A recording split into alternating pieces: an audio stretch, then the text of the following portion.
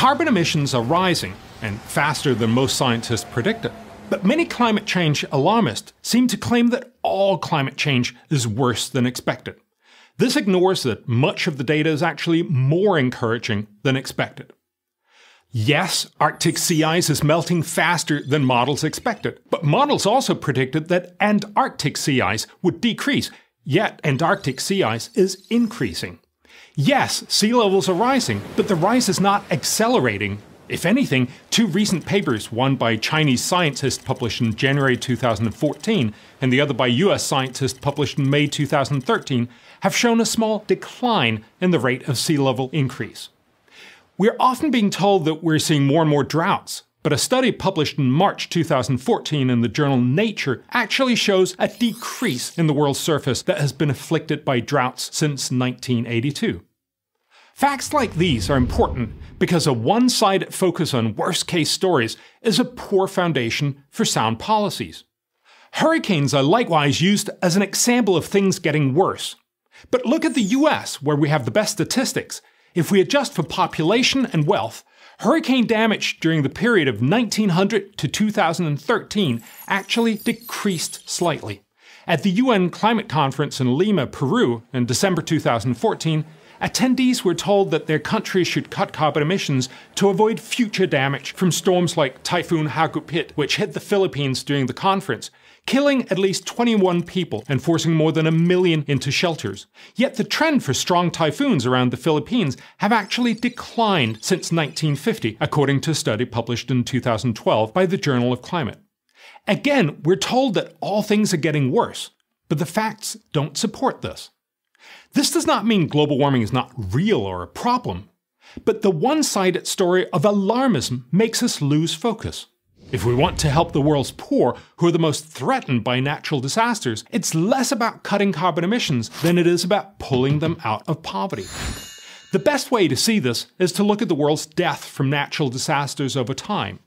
In the Oxford University database for death rates from floods, extreme temperatures, droughts, and storms, the average in the first part of last century was more than 130 dead every year per million people.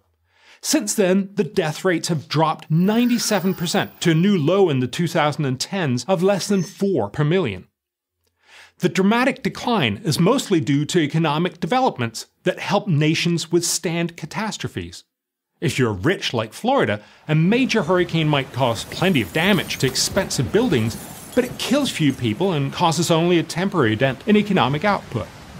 If a similar hurricane hits a poorer country like the Philippines or Guatemala, it kills many more people and can devastate the economy. So let's be clear, climate change is not worse than we thought. That doesn't mean it's not a reality or not a problem. It is.